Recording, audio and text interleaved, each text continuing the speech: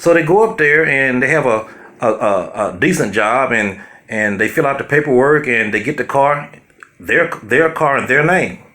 But in order to get it, because they have no credit, which is better than bad credit, but they have no credit, the dealership or the bank, whoever you're getting a loan from, is going to require a cosigner.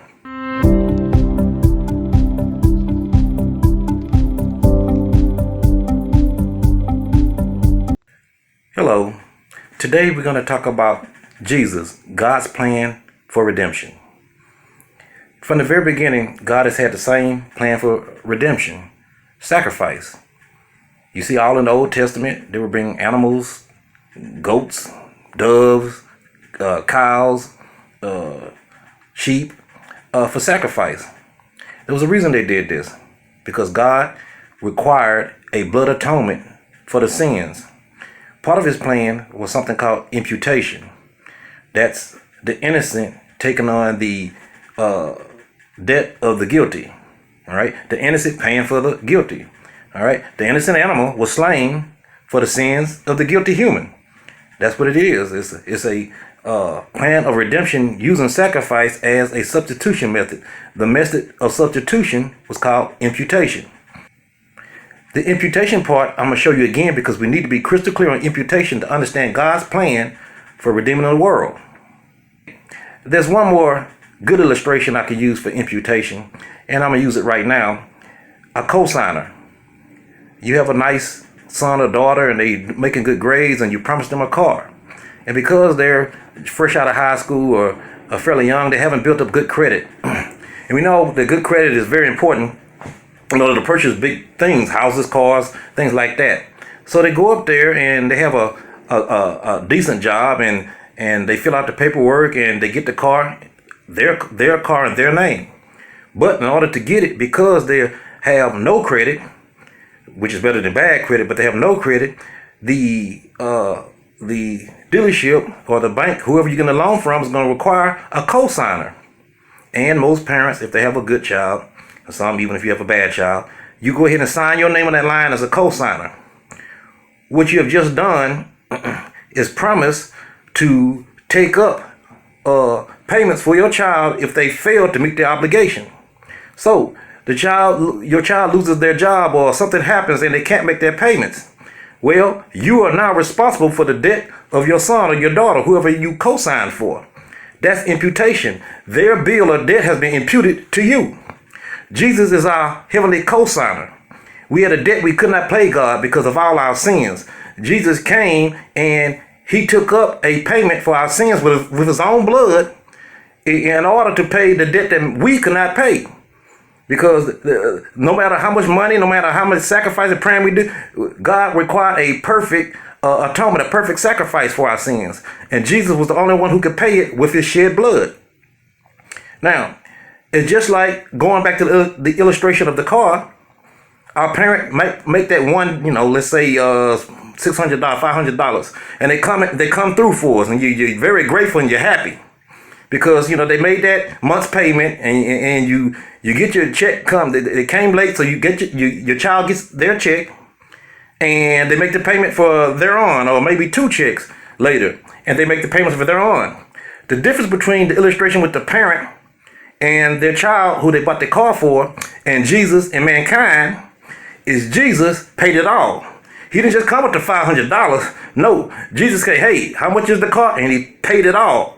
No longer you have to even worry about that debt. Past, present, and future payments have all been eradicated.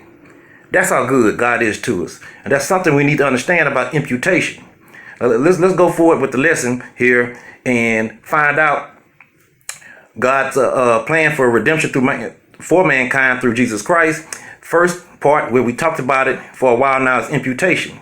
Let's go to Leviticus chapter 9 and verse 18. He slew also the bullock and the ram for a sacrifice of peace offerings, which were for the people.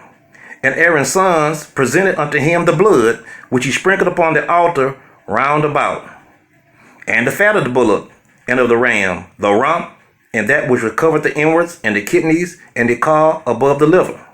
All right, as you can see, Aaron the priest, he slew also the bullock and the ram for a sacrifice, for a peace offering, animal sacrifice. We see it in the Old Testament. Nothing new. Been doing this, in the Old Testament for ages. Let's give another example. I did Leviticus chapter 9 and 18. Let's go to 23 and 19. Leviticus chapter 23 verse 19. And ye shall sacrifice one kid of the goats for a sin offering, and 2 lambs of the first year for a sacrifice of peace offerings. And the priest shall wave them with the bread of the first fruits for a wave offering. All right, again, you see a kid of a goat and then 2 lambs. Okay, the innocent animal for the guilty human being sacrificed, killed. Without the shedding of blood, there's no remission of sin. Okay, Hebrews 9 and 12. Okay, so let's look at this here. Let's go to Leviticus chapter 16, verse 7. And he shall take the 2 goats and present them before the Lord at the door of the tabernacle of the congregation. And Aaron shall cast lots upon the 2 goats, one lot for the Lord, and the other lot for the scapegoat. And Aaron shall bring the goat upon which the Lord's lot fell, and offer him for a sin offering. All right, here we got Aaron, the high priest, making an offering of 2 goats. Okay, he's going to cast a lot. You got 2 goats sitting there. Okay, one lot is going to be cast for 1 goat, which is the Lord's goat, and the other lot is going to be cast, and it's going to be cast for the scapegoat. Okay, you see that in there? He should cast upon the 2 goats, 1 lot for the Lord, the other lot for the scapegoat. Okay, all right. Now, scapegoat. That's a term we've been hearing. Well, I would say all your life. I've been hearing it a lot, especially because I'm a sports fan. Which means scapegoat is the person that gets the blame. All right. You have a football team. They down by 3. Field goal kicker comes in there. Well, they down by 2. Field goal kicker comes in there, missed the field goal. Everybody's gonna blame the kicker. He's the scapegoat. It's your fault we lost. You might have had the running back fumble twice. Quarterback throw 3 interceptions. Things like that, or blocks are missed. But the only thing people are going to remember is the last person who made a mistake, the field goal kicker who missed the field goal. And he's going to get the blame. Might get fired if it's NFL, if it's a big game. Well, that's what you call a scapegoat. Somebody you cast the blame on. All right? So, where do we get this from? We got it from the Bible. They had a scapegoat. The scapegoat took away Israel's sins. All the sins of Israel for that year, they placed it on the scapegoat.